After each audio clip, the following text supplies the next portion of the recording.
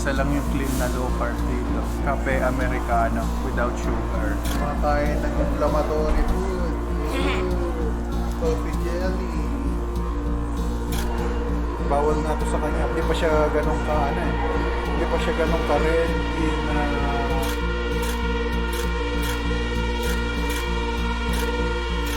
Ang inyong love guinea pig so big, ang inyong best friend, obese friend. Let's go!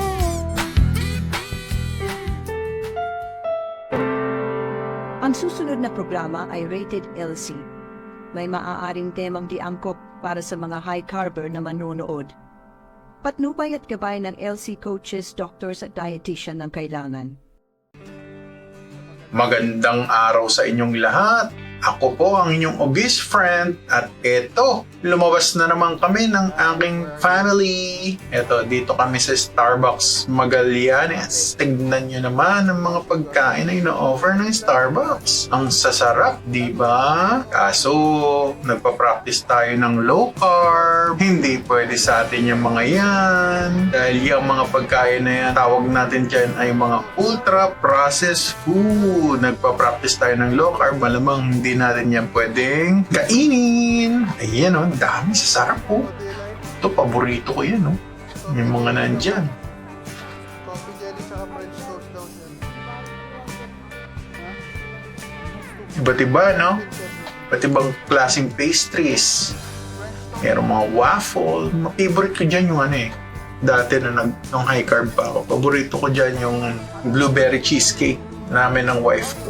Yan ang favorite namin pag nag-Starbucks kami. Automatic, may blueberry cheesecake kami. Ang sarap-sarap, di ba? Pero ngayon, naka-move on na ako. 2 years na ako low carb, so wala na yan sa aking cravings. Wala na siya sa listahan ng cravings ko kasi kapag once na nag-low carb ka na, yung cravings mo bababa.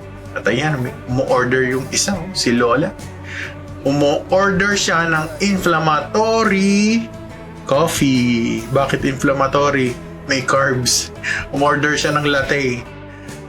Kasi si Mia kasi, nakaka 6 months pa lang yan. 6 to 8 months pa lang yan na naglo-low carb. So, medyo hirap pa. So, naintindihan ko siya. So, transition mode muna tayo. Kaya hindi tayo super duper strict dahil paminsan-minsan, hinahayaan natin siyang pumili ng closest sa reality, medyo malapit-lapit sa katotohanan, at least kahit papaano hindi super high carb yung drinks. Kasi, hindi pa nga niya kayang uminom ng plain black coffee. Late night coffee with reason. Nga pala, hindi lang pala Amerikano ang pwede sa atin dito sa mga naglo-low carb. Dito sa Starbucks, meron din silang ino-offer na cold brew. So, yung isa, espresso, yung Amerikano. So, meron namang cold brew. Yung cold brew, masarap din siya. Brewed coffee yun. So, yun, pwede natin yun itry. Ang isa lang ang clean dito Mga naglo-low carb. So, susumahin, dalawa yung pwede nating Cafe Americano without inumin dito sa Starbucks. Mga naglo-low carb, yung mga nag-strict low carb. Pwede yung black Americano. Yun nga, yung ice Americano. Yan, cold or hot. Or pwede rin yung brew. Cold brew. Yan, masarap din yan. Para sa akin, mas malasa yun. Yung cold brew. Magkaiba sila ng flavor. Try nyo para maintindihan nyo yung sinasabi ko. Actually, lumabas kami kasi nakakaramdam ako ng Hindi maganda masyado pakiramdam ko na itong mga panahon na to. Order si Mia ng latte sa kanya. Bawal, inflammatory yun dahil may carbs yun, yung milk niya. Pero wala gusto niya umorder. Mahirap pigilan ng gustong uminom ng ganyang klaseng inumin. So, step by step, nag-improve naman siya kasi matagal na rin siyang no rice, no fruits, less vegetable. Hanggang paunti-unti, naalis na niya yung mga bawal sa amin. Kasi both kami, meron kaming oxalate sensitivity. Hindi ubra sa amin yung yung low carb lang Hindi kami talaga pwedeng low carb lang. Mas level up kami sa ketovore kami. Mas more on animal-based kami, halos carnivore na. So, yun ang tinatry namin abutin. Pero, syempre, hindi ganun kadali yun, guys. Hindi porke nag-low carb ka, sasabihin mo, carnivore ka na. Hindi ganun yun. May mga specific requirement para masabi kang carnivore. Kami, status namin ngayon, ketovore, kasi kumakain kami ng mga bagay na hindi naman talaga totally pasok sa carnivore. Merong butter, para sa daughter ko, order siya ng bread. Type niya, tsaka coffee jelly. Alam nating inflammatory yan, makaka-trigger yan ng asthma, guys. Hindi yan safe. Pero dahil nga, ang daughter ko, kahit papaano, pinagbibigyan ko once in a while na makatikim. Ang problema lang, si Mia, pinagbibigyan niya ng todo. So, umorder pa ng mga pastries. Wala na akong magawa. Magtatalo na naman ba kami?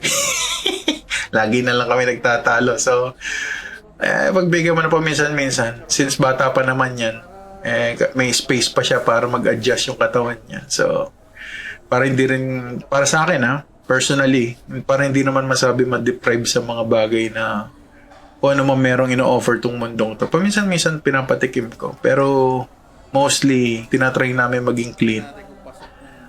Ayan. Ito yung ice americanong in-order sa akin ni Mama Mia. Actually, yung latte dito, hindi siya talaga pasok. Kasi akala ko before, pasok yon. Pero na-realize ko after few days, after coming back to Starbucks, nag-inquire ako kung anong ang composition ng latte nila. May nilalagay silang vanilla syrup. Yung vanilla syrup nila na yon, meron ng halong. So, syrup, malamang may halo na siyang carbohydrate. So, hindi mo siya pwedeng sabihin talagang clean. At the same time, meron din siyang milk. So, yung milk, carbohydrates din yon. It's either may added sugar siya or dahil dun sa yung pinaka-lactose niya. Lactose is sugar Kung susumahin mo yung sugar din yun. So, ayan po siya. Kaya lumabas kami today kasi nakakaramdam ako ng paano ko ba sasabihin yan? Parang dahil maghapon na computer lang kaharap ko, parang alam niyo yung darating sa point na parang gusto nyong iba naman yung makita nyo. Kasi whole day nasa bahay lang ako nakaharap kong computer. Nagsa-sideline. Medyo parang gusto mo makakita ng ibang bagay. Parang slightly nakakaramdam ka na ng stress. So para ma-refresh naman ako. Yan yung president na butter. Pan-checking, magulo. Meron nagsasabing hindi siya pasok. May nagsasabing pasok. Pero kasi ang hirap niya basahin dahil French siya. Hindi ko kayang basahin So, ayan. Doubtful ako dun sa president na yan. Kumakain siya yan. Ilang ino-offer. Pakain na natin sa bata makulit. Kumakain siya ng bawal. Psychological side, ma-reset man lang ang aking pag-iisip. Kaya medyo lumabas-labas kami. Ganyan kami. Lumalabas kami kapag medyo na ako. Parang, kumbaga sa gusto kong ma-unwind. Something new, parang ganon. Kaya madalas kami misa maglalabas. Pero hanggat maaari, katulad ko, dahil may sakit pa ako, na gusto kong mag-heal agad, hindi ako umiinom ng mga inflammatory stuff. Hanggat maaari. Napakahirap ng mag-low carb kung mahina ang motivation mo. Anytime pwede kayong ma-fall off the low carb way of eating. Mahirap siya. Pero kailangan mo talagang paghandaan Kailangan may matindi kang reason bakit ka naglo-low carb. Kasi kung ang low carb mo dahil napuwersa ka lang, mahihirapan ka po. Yun po ang reality. Kailangan kayo sa sarili nyo, at tanungin nyo sa sarili nyo, bakit kayo papasok sa paglo-low carb. Kasi once na hindi nyo alam kung anong reason, napasabay lang kayo sa pamilya, napilitan kayo, sure po, malaking chance dyan. Higit 50% na mafo-fall off kayo. Kami nga po nakakaglo-low carb na pero once in a while medyo dadadapa. Pero ako, depende kasi sa tao Ako, yung pagkandapa ako, hindi naman ako totally kumakain ng carbs talaga. Na katulad kain ka ng bread, hindi ganon. Sarap. Sarap na kape. Lasang sunog. Lasang sunog. Roasted coffee. So, dito sa Starbucks, Magallanes, pag nagkape kayo, kailangan, kung sana yung ganito mo, yung papel mo, ipapaano mo yun sa guard. Ay, tabi mo yung resibo mo, dahil mamaya, kailangan mo sa guard. File mo yun.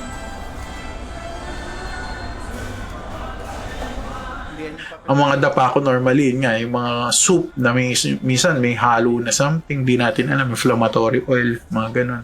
May konting sugar, who knows, di ba? Pero for sure yan, basta sa labas kayo kumain, may mga sugar, tsaka ano yan, inflammatory oils na bawal. Ganito. So yan, lumabas kami para ma-refresh. Ayan, medyo nakakaramdam na ako ng happiness kasi something new na naman yan, di ba? Makakita ka ng mga tao, makakita ka ng mga sasakyan na umaandar sa paligid, di ba? Parang nararamdaman mong umiikot pa rin ang mundo. Mararamdaman mong bahagi ka pa rin ng mundong ginagalawan mo, di ba? So paminsan-minsan ganyan lang. Tapos mo kumuha ng ganito. Tapos nyo kumuha ng ganito sa entrance ng parking. Bibigyan kayo ng guard ng ganito. At make sure dito kayo sa vicinity ng Starbucks magpapark. Kasi pag hindi nila, baka hindi nila bigyan. Pero kasi most of the time, sanay ako mag-isa. Dahil nga isa akong obese. Dahil nga sanay ka nabubuli ng kabataan mo ba? Nasanay na ako na kahit alone, di ako masyado nalulungkot. Pero yun nga, dahil nga maghapon computer ang kaharap ko, gusto kong ma-refresh. Kaya lumabas ako. Ma-reset ang pag-iisip ko. Pagiging obese kasi hindi naman yan hindi yung katulad sa ordinaryong tao na na anytime pwede kayong kayo lumabas. Mga katulad kong obese madalas meron yang nagkakaroon sila ng anxiety sa sarili, ganun. Minsan parang nanliliit sila sa sarili nila. Although ang laki-laki nila, minsan mapapaisip sila parang nanliliit sila ng walang dahilan. May mga ganun kasing effect. Yun nga, sa pakikinig ko sa low carb, yung mga nakakaramdam sa'yo ng mental issues, psychological issues, malamang nasa kinakain din daw May factor din yung stress, at the same time stress, tsaka yung mga pagkain na kinakain natin. Ito, pero hindi niya naubos yung, yung bread niya. Yan. Perangot lang ang kinain. Ito, ubos siya yung coffee jelly. Ako yung Amerikano ko naubos. Si Lola, hindi ko sure kung naubos niya yung niya, coffee latte niya. Bawal nga to sa kanya pero hindi pa siya ganun hindi pa siya ganun ka-ready na mag-Amerikano na plain black coffee lang. Hindi pa niya kaya. 6 months pa lang siya So, yan. So, pauwi na kami. Ngayon, nag-aaya na siya umuwi. So, hanggang sa muli, guys. So, kailangan natin talaga baguhin yung way of eating natin.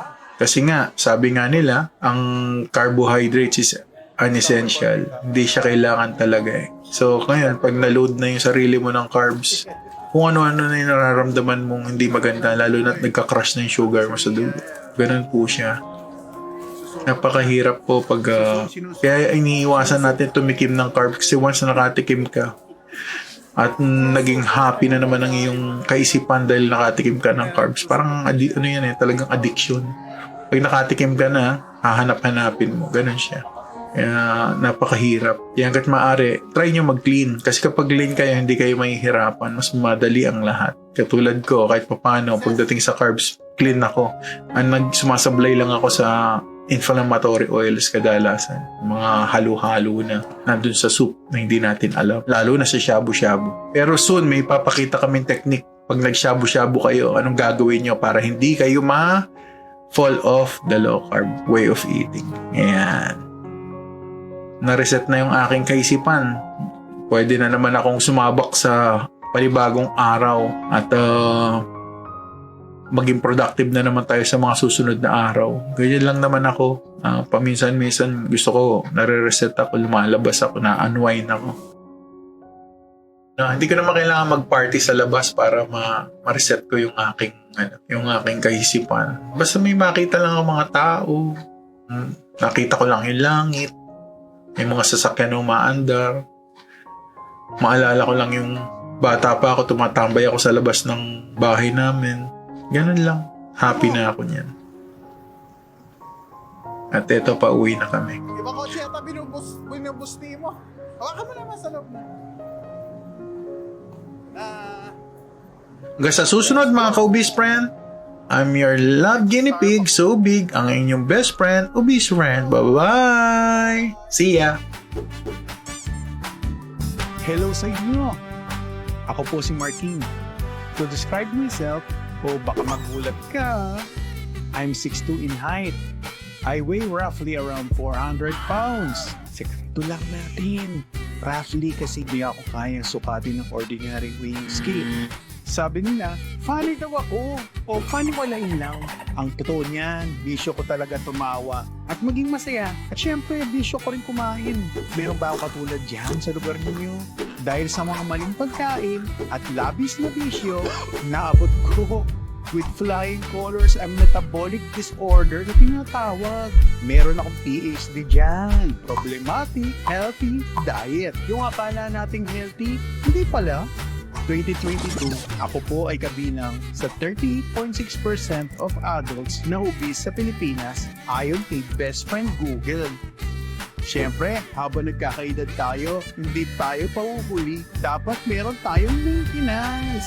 Hindi kasi pag wala kang maintenance, pag labas ka na ng 30s. Diba mga friend? So, samahan niyo ko sa aking journey na sana ay kapulutan po ng aral. Subukan natin baguhin ang lahat from being morbidly obese to the best health ko na walang body pain at maintenance. Kaya yun? Subukan ko muna. Then try nyo.